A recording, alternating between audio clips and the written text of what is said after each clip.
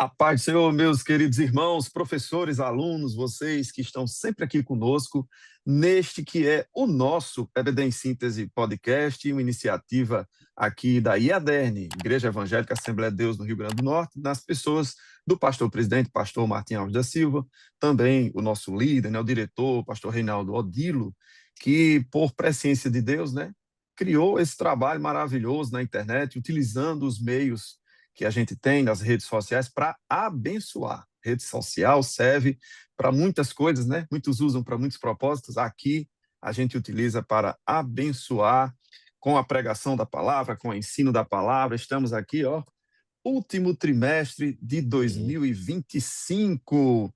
Estamos armados aqui até os dentes com a lição, com a palavra de Deus. E estamos cá neste momento, eu e ele.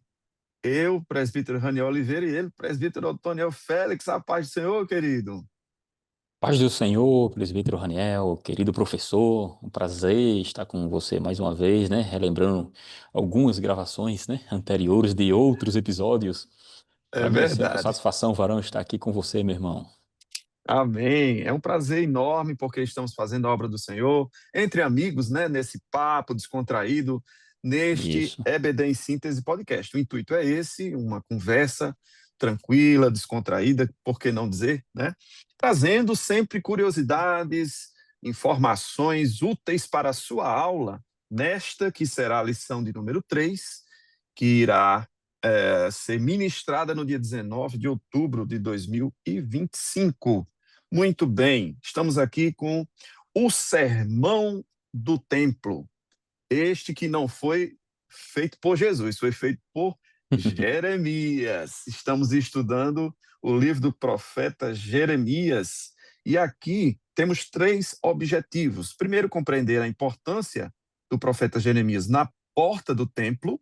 Segundo, explicar o que é uma vida espiritual bíblica. E terceiro, destacar as causas e as consequências de uma vida espiritual vazia. Eu quero começar aqui pedindo ao professor Otoniel para ele trazer um pouco do contexto da época, o que estava acontecendo. Jeremias, que nasce ali por volta do ano 650 a.C., e algumas coisas há pouco tempo haviam acontecido. Eu digo há pouco tempo, cerca de 300 anos, com a dominação aí do Reino do Norte, a divisão do reino, quando Roboão assume. Passou-se aí por uma efervescência, agora nós estamos no contexto do Reino do Sul, mas Jeremias profetiza algo que eles não queriam aceitar, não queriam dar ouvidos, não aceitavam de jeito nenhum, presbítero Otoniel Félix? O que era isso que mensagem é essa e o que é que estava acontecendo nesse tempo? Querido professor, é importante salientar aqui que o aluno no domingo ele precisa entender o contexto onde o livro do profeta Jeremias está. E como na lição anterior, lá na lição de número 2, que foi falado sobre a mensagem do profeta Jeremias, inclusive, professor, teve nossa participação, Caso você deseje, vocês aqui que estão nos ouvindo e vendo-nos, deseje entender assim um contexto mais de uma forma mais específica, lá nós fizemos uma abordagem mais acurada, mais específica. Porém, o ponto importante aqui, e lá eu falei que o livro de Jeremias ele está dividido aqui em sessões, e aqui nós estamos em uma próxima sessão. A sessão anterior, que foi até o capítulo número 7, e agora nós iniciamos uma nova sessão, professor Daniel, ela começa no capítulo 7 aqui e vai até o capítulo de número 10 e o versículo de número 2. Essa próxima sessão, uma vez que a mensagem do profeta ela foi anunciada, lembrando que, como você falou, ele vai nascer ali no ano de número 650, 645, ele vai ser chamado no ano 626 a.C., ou seja, ele tem mais ou menos aí seus 19 para 20 anos de idade. Em 640 a.C., e lá na lição anterior você vai ver tudo isso, 640 a.C., está o rei, no caso Josias, ele assume, vai morrer em 609, certo? Ele vai se chamar 629. Ali no 13º ano de Josias, vai estar escrito na Escritura Sagrada que ele é chamado a ser justamente o profeta lá, no capítulo 1º. No 609 a.C., o rei Josias vai falecer e Jeremias já vem, trazendo a mensagem, profetizando. E quando nós chegamos aqui por volta ali do ano 605, nós temos a primeira leva à Babilônia. Por que aqui é importante frisar isso? Porque aqui, em especial, Jeremias está no reinado do rei Jeoaquim, certo? Rei Jeoaquim. E o rei Jeoaquim ele vai reinar do ano 609 a 598 antes de Cristo. Ou seja, ele vai ser aquele rei que vai ver, na verdade, a investida da Babilônia, porque a mensagem de Jeremias na lição anterior foi justamente informando sobre o perigo da desobediência e da idolatria a Baal e aos outros deuses, e o juízo vinha do norte, que no caso era o reino ali da Babilônia. Em 605, justamente vai acontecer essa invasão. Ou seja, mas antes aqui, o reino, em 609, como diz a nossa lição aqui, o nosso querido Jeremias, ele está neste momento. Então, o momento aqui é por volta do ano 609, quando ele recebe essa mensagem que chamamos aqui de Sermão do Templo, certo? Então, situando essa primeira fase, professor Raniel, o aluno tem que entender que ele está justamente no reinado do rei Joaquim, nesse ano aqui entre 609 até 605, porque foi justamente a data da invasão, ou seja, nesse período de tempo nós temos aí essa mensagem do profeta Jeremias justamente para frisar, certo? Frisar aquilo que ele havia falado na lição anterior.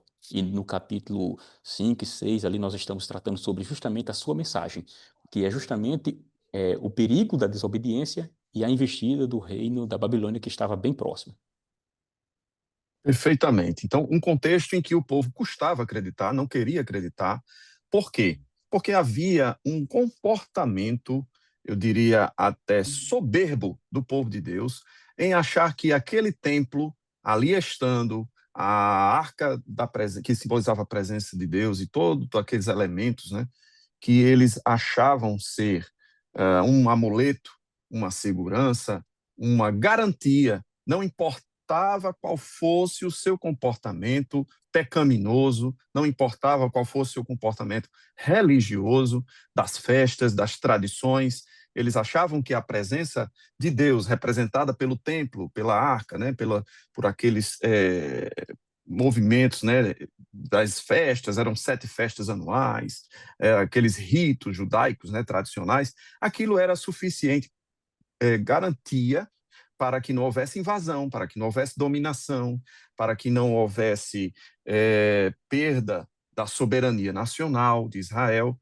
Então, eles rejeitavam palavras proféticas como a de Jeremias. A gente sabe que Jeremias deu lugar, pouco tempo depois, a Ezequiel e a outros profetas, né, que estavam mais ou menos naquela época, com a diferença de que Jeremias profetizou ali em Jerusalém, Ezequiel profetiza já no exílio, e outros na mesma época, e sempre com uma Uhum. mensagem de arrependimento. É uma característica dos profetas verdadeiros de Deus, e eu diria até os dias de hoje, né, que as pessoas estão muito acostumadas a profecias ligadas a crescimento financeiro, bênçãos e etc., e se esquecem de que os verdadeiros profetas de Deus traziam sempre uma palavra de arrependimento, que esta era a palavra de Jeremias para o povo que estava ali em Jerusalém. Na porta do templo, Deus disse: vai para a porta do templo.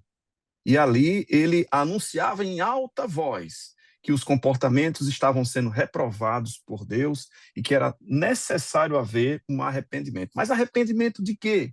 Que comportamentos eram esses, né?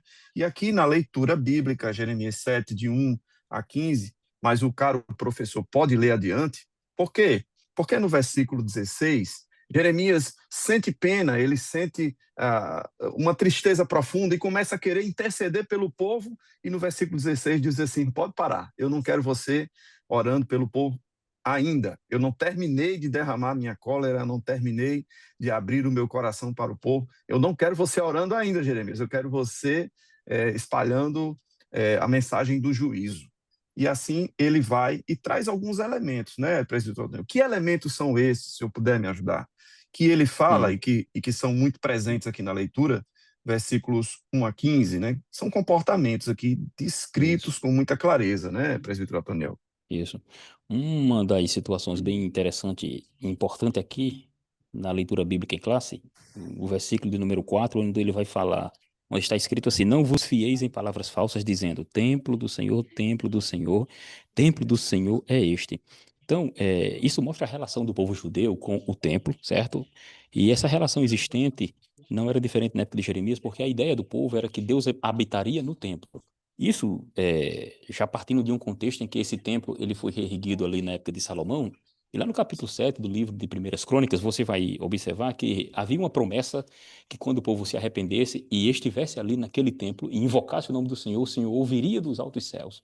E a mensagem ali era que se houvesse arrependimento, haveria vamos dizer assim, uma ajuda de Deus para o povo naqueles momentos de dificuldades, quando faltasse a chuva, quando faltasse toda aquela circunstância em decorrência justamente também da chuva. Então, a importância, e o professor frisa no domingo, é que o templo para o povo hebreu, não só para o povo hebreu, mas para todas as nações que haviam ao redor, porque era costume deles, a ideia de que Deus morava justamente no templo. Por isso que toda cidade tinha um templo para justamente identificar a adoração a Deus, seja lá qual for o Deus lá naquela antiguidade, né? Mas aqui em Israel era o Deus de Israel. Então, a importância do templo aqui, ela tem que ser frisada porque a mensagem está sendo dirigida ao próprio templo.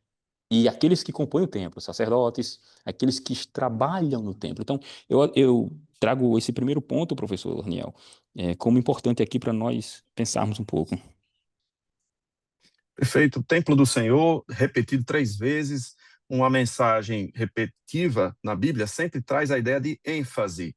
Aquelas pessoas enfatizavam que a sua confiança não estava no Senhor do templo, mas na presença do templo que tinha o Senhor. Isso é diferente, porque quando você fala do Senhor, com o templo ou sem templo, a sua segurança está nele.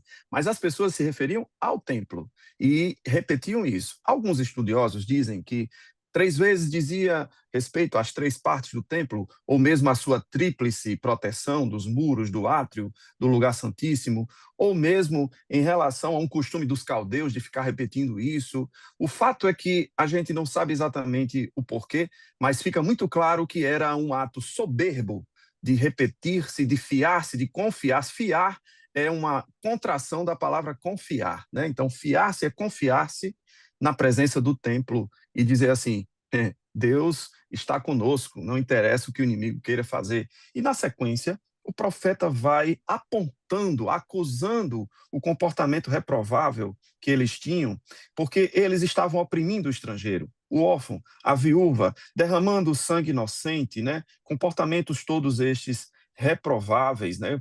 Matança, morte, assassinato, adultério, juras falsas, né? E mais, pior do que isso, eles estavam cultuando e queimando incenso a Baal, eles estavam fazendo oferendas para uma deusa, né, daquela época, e aquilo ofendia a Deus. Eles chegaram ao ponto de sacrificar os seus próprios filhos, e Deus diz assim: eu não recebo isto.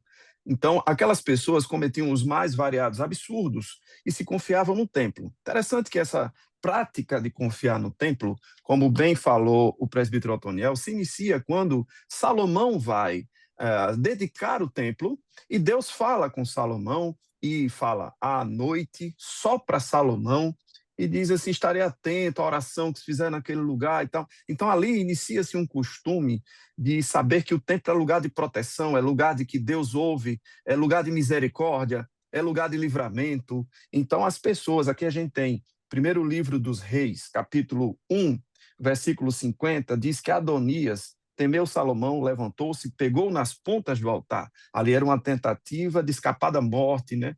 Como um ato de misericórdia divino, porque ele estava se agarrando nas pontas do altar. Ainda em 1 Reis, capítulo 2, versículo 28, vem Joabe e toma a mesma atitude, fugiu para o tabernáculo e pegou nas pontas do altar. Mais uma vez, uma atitude de um ato de quem estava pedindo misericórdia e pelo simples fato de estar no templo, achava que escaparia da morte certa. Mas para crimes hediondos, para crimes muito sérios, nem isso adiantava, porque o rei Salomão manda o seu servo e vai lá e toma uma atitude, né? Benaia vai lá, filho de Joiada, e mata aquele homem. Então, isso não resolvia. Então, esse costume de usar o templo como amuleto, né, como uma segurança para a nação, era muito antes dessa época de Jeremias, né, era um costume daquele Isso. povo. E era uma denúncia que Jeremias estava fazendo. olha, se vocês estão com esses atos religiosos, litúrgicos, Deus não os ouvirá, porque antes de olhar para os atos, ele olha o coração, e esses atos têm que estar em acordo com a sua palavra, com a lei, e vocês estão agindo fora da lei, né, presbítero Otoniel? E o interessante, professor Raniel, é que essa questão do templo aqui, e aqui a gente está ficando um pouco mais, justamente porque ela vai trazer para a nossa realidade e também qual era a realidade do Israel antigo lá em Judá, e aqui em especial, lembrando que é Judá, que é o Reino do Sul, né? Nós estamos aqui no Reino do Sul, porque o Reino do Norte já havia sido levado cativo no ano 722 a.C. E aqui nós estamos no Reino do Sul. O que é que ocorre? Ocorre também a lembrança da tenda que havia em Siló. A nossa lição também vai trazer essa questão relacionada a Siló. Então, a tenda que havia em Siló, porque o tabernáculo, quando ele foi, na verdade, implantado em Siló durante muitos anos mesmo. Você olha que foi até o período que chamamos aqui o período dos juízes, né? Pronto, isso, o período dos juízes. Se você observar Juízes capítulo 21, versículo 29, vai dizer justamente isso, que ela se situava-se ali ao norte de Betel, a leste da estrada que vai para Siquém. Ou seja, essa cidade de Siló, ela permaneceu com a arca e foi destruída ali, de acordo com 1 Samuel capítulo 4. Só ali que foi realmente destruído aquela tenda que havia ali, aquele local de culto que depois foi transferido para Jerusalém. E isso depois da arca ter passado aquela famosa frase na casa de Obed-edom, né? Aquela passagem linda lá onde ele recebe a arca. Ou seja, o povo não tinha um lugar de adoração. E o lugar de adoração era muito importante, porque sem lugar de adoração era como se o povo não tivesse uma identidade. E isso era importante. Por isso a questão do templo era a identidade que fazia revelar Deus naquele ser. Só que aqui nós temos um outro porém, porque Deus se revelava através do sacerdócio por causa das festas e a lei, através dos profetas. E observando que o Talmud babilônico, existe um Talmud, o babilônico, ele vai dizer que o tabernáculo, ele descansou em Siló 369 anos. Ou seja, cerca de 369 anos nós tivemos ali a tenda, o tabernáculo na cidade de Siló. E depois nós sabemos do que aconteceu por causa de Eli também, um outro problema relacionado ao sacerdócio, Eli, né? Até nós chegarmos hoje, o que seria o templo, que o templo nada mais era que tinha a mesma arquitetura do que tem o tabernáculo, né? Só que de maneira fixa, e agora eles estavam colocando o coração e toda a sua visão no templo. Por isso que essa repetição aí, e Jeremias ele traz a ideia de justamente não se confiar, porque eram palavras falsas, eram palavras dos falsos profetas. Isso tem que ficar aqui frisado nessa lição, professor. Frisado, repisado, né? Siló é citado na lição e é citado no texto que nós estamos estudando, né? Versículo 14. Isso. Farei também a esta casa, o que se chama pelo meu nome, na qual confiais, e a este lugar que vos dei a vós e a vossos pais, como fiz a Siló. Por que Siló? Por isso que o presbítero Otoniel bem falou. E aqui a gente tem em 1 Samuel também, ele citou o capítulo 4, eu cito o capítulo 2 de 1 Samuel, versículos 29 em diante. Eu vou ler só a parte B do 29, e diz: honras a teus filhos mais do que a mim, para vos engordares do principal de todas as ofertas do meu povo de Israel. Eu vou resumir aqui. O profeta Eli honrava mais os seus filhos que faziam coisas erradas do que o próprio Deus, e queria encobertá-los, queria ajudá-los e passar um pano, né? Como a gente diz, e Deus não estava satisfeito com aquilo. Eli perde o seu sacerdócio, ali Deus faz uma promessa que não haveria pessoas que envelheceriam, ou seja, as pessoas todas, é uma espécie de maldição, todas as pessoas morreriam jovens, e ele não teria continuidade no seu ministério, e aquelas pessoas, inclusive, voltando aqui para primeiro livro de Reis também, aquele homem que é exilado para Anatote, né?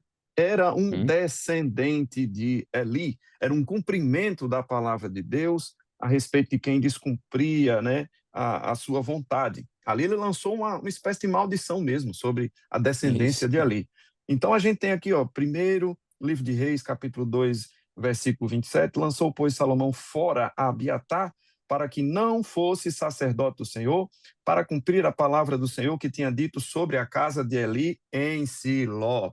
Ou seja, a gente está vendo que Deus vela pela sua palavra, ele não tem compromisso com o erro, ele não tem compromisso com o pecado. Então, do mesmo jeito que ele fez em Siló, ele faz em Jerusalém. Se Jerusalém está em pecado, Deus permitirá a invasão por parte de Babilônia, dos caldeus, para destruir o templo. E alguém diz: meu Deus, destruiu o templo. Isso é impossível, destruir o templo, né? Deus está no templo, Isso. como assim o templo vai ser destruído? Isso é um absurdo, né? E eu me lembro muito bem das palavras de Jesus, que diz assim: ó, este templo vai ser destruído.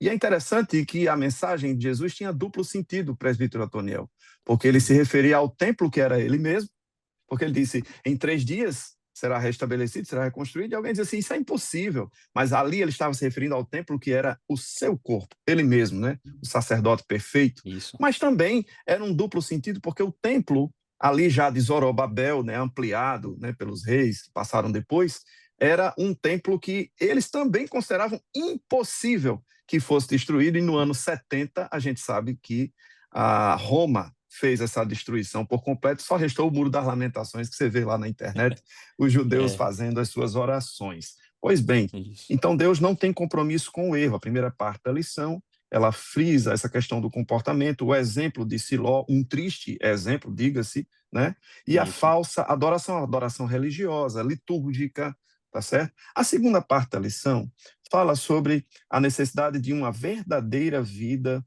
espiritual, presbítero Otoniel. Vem aí o significado da palavra espiritualidade do latim. Eu não sei dizer essa palavra, não, acho que o senhor vai saber dizer melhor. É, o nosso querido professor aqui, ele cita o significado, né, da palavra em latim. Vou pegar aqui para eu dizer. Apesar de não saber, mas eu vou me arriscar, professores. Olha só, Vai lá. espiritualitatem. Espiritualitatem. Espiritualidade tem, pronto, saiu. Espiritualitatem. É. Ou seja, ele vai falar, e na lição aqui ele vai trazer a ideia justamente de que, apesar de as Escrituras Sagradas trazer para nós uma vida de espiritual, né? O termo espiritualidade, ele até recentemente, vamos chamar assim, de moderno, né? Porque ele tem uma perspectiva diferente do que... E também tem um cunho, vamos chamar assim, de... até psicológico. Nosso professor, ele cita no livro de apoio, ele cita, inclusive, o ele cita o dicionário de psicologia da American Psychological Association. Se for assim, Ranel. Se não for, depois você corrige aí, viu? Assina Ele, embaixo. ele vai dizer assim, que quando eles vão definir o termo espiritualidade, eles dizem que é preocupação com a sensibilidade às coisas do espírito ou alma, especialmente em oposição às coisas materiais. 2, mais especificamente uma preocupação com Deus e religião, e uma sensibilidade e experiência religiosa. 3, o fato ou estado do ser incorpóreo.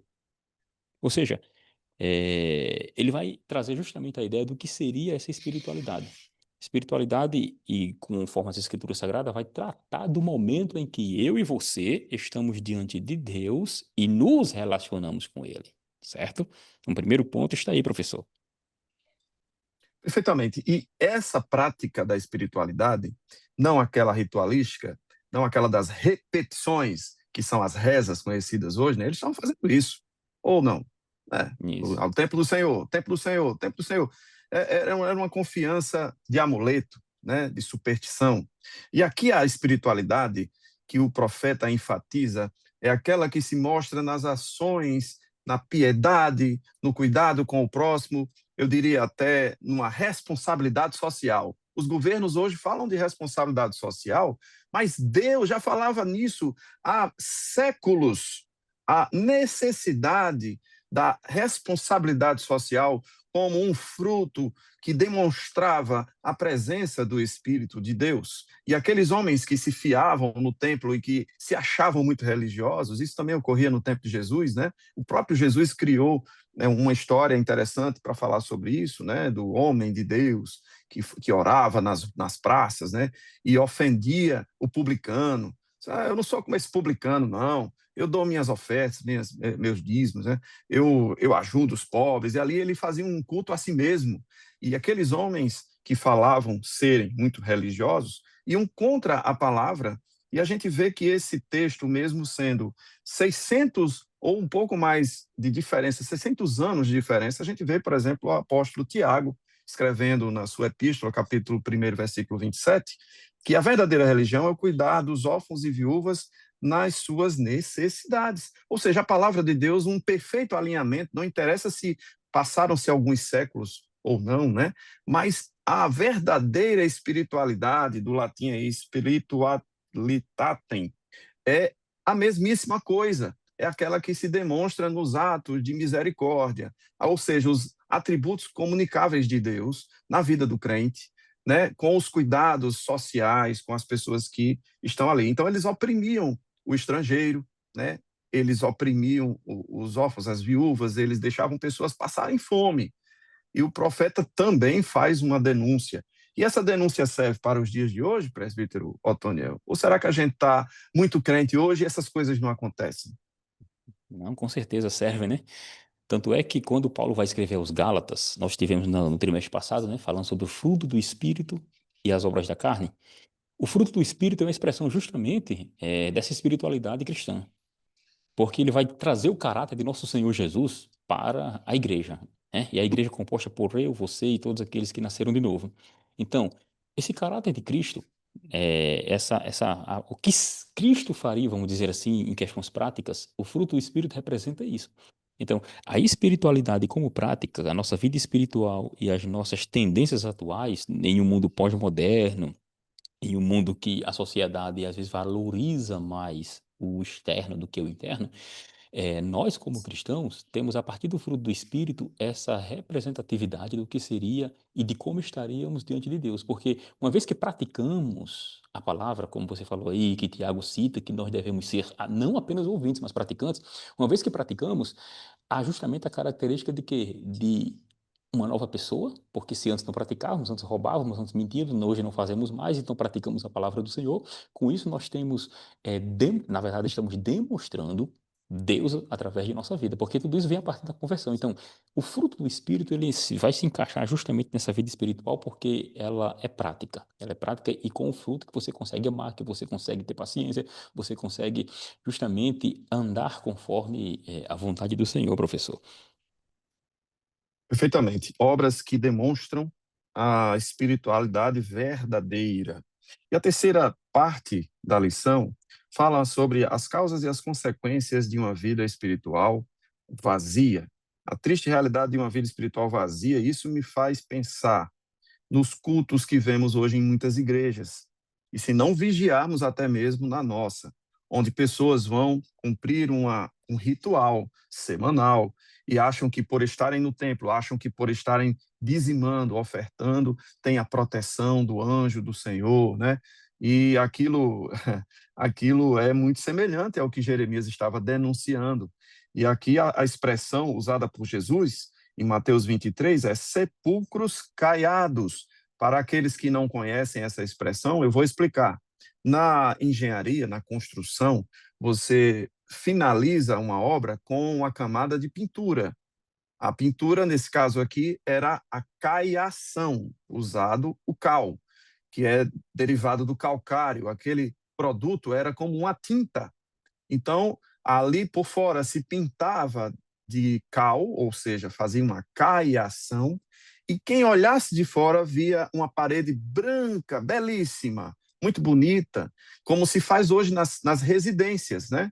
Você termina uma construção, você pode utilizar calcário, que é o cimento que a gente usa hoje, ele tem uma parte dele de calcário, né? Mas isso é uma construção milenar. Independente de construir agora ou muitos séculos atrás, sempre se finalizava uma construção com a camada de pintura. Então, isso era a caiação. O que Jesus diz não é que é pecado aplicar pintura nas construções. Pelo contrário, a pintura faz parte de uma boa construção, porque ela fecha os poros da camada protetora, né, da construção, e ali não cria fungos, ali não cria micro-organismos, aquele material não vai ficar com lodo, não vai ficar feio.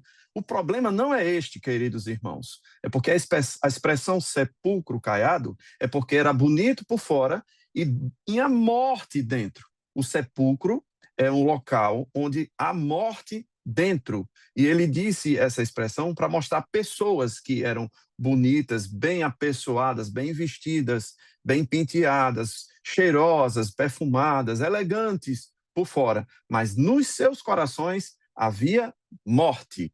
E assim é a espiritualidade vazia daqueles que frequentam os templos e que dizimam e fazem caridade até, e pensam consigo mesmo: estou garantido, Deus não vai deixar nenhum mal bater na minha porta, mas dentro dos seus corações há morte, há maus costumes, não há presença do Espírito Santo, né? Porque o sentido do verdadeiro evangelho é a obediência, é o amor, é a caridade, são os atos de justiça, né? Quando Cristo Jesus, lá em Mateus capítulo 5, fala do sermão do monte, né? Ele enfatiza as características do reino que devem estar impregnadas em nós. Então, bem-aventurados os que têm fome e sede de justiça, porque eles serão fartos. Então, são atitudes de pessoas que têm o mesmo pensamento, alinhamento com o reino, e não apenas o que está fora. Ele está frisando aquilo que está dentro. E ali era o tempo da lei. Nós estamos vivendo o tempo da graça, onde essa responsabilidade é maior ainda, onde Cristo que mora em nós está nos vendo por fora e por dentro. E esses costumes, esses maus costumes, né? O costume do velho homem precisa ser deixado de lado, precisa ser deixado para trás e haja uma mudança profunda na vida de cada um de nós. Então ele fala das causas e das consequências. Pessoas que não exercitam o fruto do Espírito, que não convidam Cristo para morar e mudarem a sua vida, terão consequências sim. Não é que você vai estar no templo, assim como aqueles homens faziam, que a sua vida está garantida. Se não houver uma conversão, uma mudança, um arrependimento genuíno, e aqui ele usa também a expressão para arrependimento, mostrando uma mudança de postura completa. Eu até acho engraçado, pastor, quando algumas pessoas dizem uma mudança de 360 graus. Querido, 360 graus numa circunferência, sai de um lugar e volta para o mesmo lugar. Não é 360 graus, é 180 graus. É quando você, numa circunferência, sai de uma extremidade e percorre aquele semicírculo e vai para a extremidade oposta. Ou seja, você mudou, é uma metanoia. Romanos 12 fala sobre a metanoia, a mudança na mente, no comportamento, no coração, né? E não vos conformeis com este mundo, mas transformai-vos pela renovação do vosso entendimento, qual seja, né, para atender a boa, agradável e perfeita vontade de Deus. Enfim, uma mudança completa de comportamento. É isso que Jeremias está falando. Falou naquele tempo e que se aplica a nós no dia de hoje. Eu, só para acrescentar, professor, é importante frisar, porque também o autor da lição ele vai citar a passagem da mulher samaritana com Jesus, onde Cristo Jesus vai justamente fazer essa diferenciação do que como o povo judeu ele entendia e via a presença de Deus no templo, e a ideia que realmente o pessoal do primeiro século ali tinha, que na conversa de Jesus com aquela mulher samaritana, você nota que ela vai perguntar a Jesus, na verdade vai dizer assim, nós adoramos neste monte, que era o Monte Gerizim, né? Que ficava de frente para Sim, o Monte Ebal. Era conhecido como Montanhas Gêmeas. E os samaritanos tinham um templo ali que depois foi destruído por João Hircano. Enfim, acontece que eles diziam que a adoração deveria ser justamente naquele local, e ela chega para Jesus e diz assim: vocês dizem que é em Jerusalém o lugar onde se deve adorar. Aí Jesus disse que nem esse monte e nem o templo de Jerusalém, porque realmente a ideia era a adoração na cidade. As pessoas iam a Jerusalém, iam às festas a Jerusalém, a adoração estava vinculada àquela data nacional de festas, certo?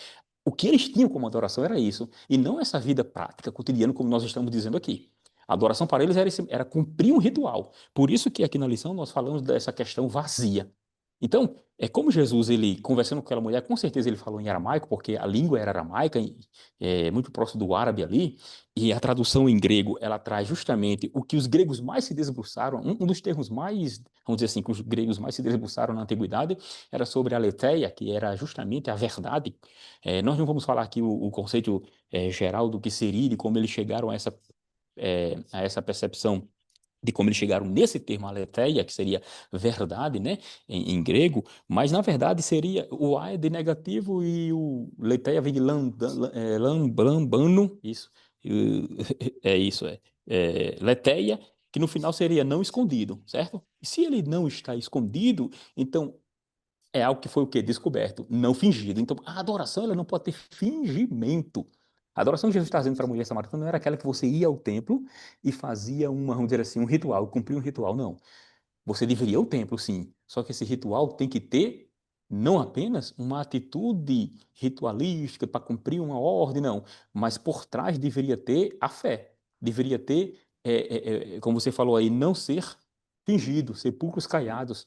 Porque se é uma adoração não fingida, é não fingida, o termo verdade ali, literalmente nos dicionários de grego vai trazer essa ideia, para o hebreu, o hebraico seria emet, que também traz essa questão de verdade, de confiança, e traz a ideia de algo que é renovado, ou seja, que ela também vem da palavra emuná, a gente pode trazer aqui a ideia de emuná, pode trazer a ideia de emuná, que emuná é confiança, emuná vem de amã, ou seja, a raiz da palavra vai denotar justamente o que? Confiança. E essa confiança que Jesus está dizendo aqui para a mulher samaritana, que a verdadeira adoração, ela não consiste em apenas em ir ali ou ir acolá. Essa verdadeira adoração, ela está nas atitudes nossas, porque ela tem que ser não fingidas, né? Não fingidas. Então, isso é bem importante nós frisarmos aqui, porque seria a confiança de estar em Deus e crer nas suas promessas, independente de um ritual. O ritual é a consequência daquilo que cremos. Perfeito. E aqui, no encerramento da lição, tem um ponto também importante dentro desse contexto da verdadeira adoração, que é o extremo oposto. Nós estamos falando daqueles que iam ao templo, cumpriam a liturgia, e aqui no encerramento da lição ele fala daqueles que não pisam no templo, porque com o advento da internet, dos cultos online, ou até mesmo daqueles que se consideram em comunhão estando em casa, na sua própria casa, ele faz também um alerta, e isso também se aplica adequadamente. Você vê, por exemplo, Hebreus 10, 25, né? Não deixando se congregar como alguns fazem, a verdadeira comunhão entre os irmãos é um objetivo do Evangelho de Jesus Cristo, né? Você vê quando lá no livro de Provérbios, né, Salomão também escreve, ele diz: aquele que se isola, insurge-se contra a verdadeira sabedoria. Não sei se capítulo 18 ou 19, não me lembro bem. Mas a verdade é que o fruto do Espírito se manifesta na comunhão. E a presença no templo para a adoração, ainda que não seja um amuleto, nem uma liturgia vazia, mas ela também é necessária. E aqui ele Isso. faz um alerta para os desigrejados, aqueles que se consideram saudáveis na sua fé, mas de maneira isolada. E eles não querem mais frequentar, não querem mais estar presentes, querem, na verdade, fazer uma espécie de self-service da palavra, né? Entram em vários cultos, vários canais, assistem vários pregadores. E eu estive conversando com o presbítero Otoniel recentemente. Um grande amigo meu disse que a esposa ouviu tantos vídeos, viu tantos vídeos, tanta coisa na internet, que a sua cabeça ficou confusa, ela pediu até mesmo separação, e Que o coisa. casamento ficou abalado, porque um vem e diz uma coisa, outro vem e diz outra coisa. Meu irmão, acorde, vá para a igreja, vá para a presença de Deus, na companhia dos seus irmãos. Ali existe um propósito espiritual, no, no frequentar, no adorar, no deslocar-se de sua casa para estar num local físico, que é o templo. Ali se entrega o dízimo, ali se entrega não somente dinheiro, recursos, mas ali se entrega a sua vida, ali se derrama em adoração, ali você derrama as suas lágrimas, ali você ouve testemunhos, você conta seus problemas, alguém lhe abraça, alguém ora por você. Existe um mistério de Deus nessa comunhão, e ela também é necessária, né? Mas de Isso. maneira autêntica, né? Sincera, né? Do original sincera, né? Do italiano, né? Uhum. Sincera, né? Sincera, sem máscara, né? De forma autêntica, sincera, porque ali Deus opera a sua bênção, né? Neste lugar de comunhão. Pois Por isso que a bem, adoração ela não então, pode ser, por isso que a adoração, professor, como nós falamos agora há pouco, ela não pode ser fingida, né? Porque Deus ele conhece o coração. Ela não pode ser fingida. A verdadeira adoração aqui desse termo aí, verdade, é, eu acho que eu disse lambano, mas é lantano. Não sei se eu tiver dito errado o termo grego aqui, eu estou consertando, né? É lantano. Eu acredito que eu disse lambano. perfeito. Enfim, mas lá no hebraico ela tem a mesma raiz justamente para dar confiabilidade. Tudo isso é a verdade, porque para o hebreu, irmãos, e aqui eu encerro minha participação, professor René, que eu sei que está chegando ao fim, para o hebreu, a fé ela não é simplesmente conceitual, ela é prática. Por isso que tinha a questão de ir ao templo. Só que o problema é que eles estavam indo ao templo, mas com a cabeça, vamos chamar assim, né? Entre aspas, com a cabeça longe da presença do Senhor Deus, com o coração longe. Por isso que nós devemos amar a Deus de todo o coração, Jesus diz, né? Toda a alma e todo o espírito. Perfeito. Então, no final aqui, o comentarista da lição faz uma conclusão diante disso aqui que nós estávamos falando, e ele usa a expressão frequentadores do templo, né? Não sejamos frequentadores apenas. Nós somos frequentadores, sim, mas não de forma mecânica, de forma Não apenas, né? litúrgica, não apenas, né? Que nós estejamos lá frequentando, mas mais do que isso, que nós sejamos os próprios representantes de Deus nesta terra, né? A igreja ali reunida, é muito bom, é uma bênção, mas você é a igreja na segunda-feira, você é a igreja na terça, você é a igreja na quarta, né? Aonde está você, está um representante do reino, né? Ao olhar para Isso. você, as pessoas precisam ver a Cristo e as suas atitudes, elas mostram quem você é. Assim como Pedro, né? Quando ele falava, ele como Galileu, assim como Jesus era Galileu, a forma dele falar o denunciava, né? E aquelas pessoas diziam, É, ele é um deles, né? A forma que ele fala denuncia. E ali ele nega Jesus 3 vezes, enfim. Mas a forma que ele falava o denunciava, no bom sentido, né? Mostrava que ele tinha proximidade com Cristo. Então, sejamos exemplo no falar, no agir, nas nossas atitudes, e aí sim as pessoas vão querer saber sobre Cristo, porque nós, como somos cristãos, né? Que aí no original isso era até uma palavra dita de forma pejorativa, né? Chamar alguém de cristão no original isso. lá em Antioquia era uma expressão que remetia a algo pejorativo. Mas nós somos sim cristãos. E isso vai impactar a vida de alguém, isso vai incomodar alguém, isso vai falar, assim como Jeremias falava na porta do templo, sejamos os Jeremias de Deus, que vão Isso. falar para alguém que está indo mecanicamente, meu irmão, acorda, vamos à casa do Senhor, diremos como o salmista dizia, né? Alegrei-me quando me disseram, vamos à casa do Senhor, mas vamos de coração aberto, rasgado, né? De coração verdadeiramente inteiro na presença de Deus, apresentar os nossos sacrifícios, porque assim como Deus recebeu Abel e sua oferta, Deus vai receber Otoniel e a sua oferta, Raniel e a sua oferta, mas ele não recebeu apenas a oferta, ele primeiro recebeu Abel e a sua oferta, né, Era isso presbítero que eu ia Otoniel? dizer, era isso que eu ia dizer. Primeiro Deus recebe a pessoa. Inclusive, num curso de doutrina aqui do nosso pastor Martim, ele frisou isso. Deus primeiro recebe a pessoa, depois para receber a oferta, né? As pessoas estão trocando, querendo oferecer algo externo sem antes oferecer ele próprio. Aí fica difícil na situação, porque Deus não trabalha dessa Perfeitamente, forma, né? perfeito. Então sejamos E, Abel, professor né? Raniel, só uma coisa aqui, como você falou, de fato, essa questão aí de ser cristão antes era um termo pejorativo, mas hoje se torna o quê? Faz parte, está intrínseco ao caráter agora de uma boa reputabilidade diante de Deus, né? Porque representa Cristo. Aquilo que Perfeito, começou como pejorativo hoje se torna identidade. perfeito. Somos Jesus para as pessoas, elas não podem ver Cristo, mas elas podem ver você. Então seja Aleluia. você o Cristo na vida de alguém. Somos como cartas abertas, lidas, como Paulo escrevendo aos Coríntios diz, né? Somos como cartas abertas, que podem ser lidas por qualquer pessoa. Muito bem, nós agradecemos a Deus por esta oportunidade, pela participação do querido presbítero Otoniel Félix, e desejamos a você, caro professor, uma excelente aula, que Deus abençoe teu ministério. Por favor, se inscreva, compartilhe, faça parte desse canal e convide outras pessoas a fazer parte desse canal abençoado e abençoador. E que Deus nos abençoe, nos ajude, nos guarde de todo mal, em nome de Jesus. A paz do Senhor para você, a paz do Senhor, professor Otoniel. A paz do Senhor, presbítero Raniel, e não deixe também de deixar seu comentário. Amém. Vamos juntos, continuemos esta lição em nome de Jesus. Forte abraço a todos.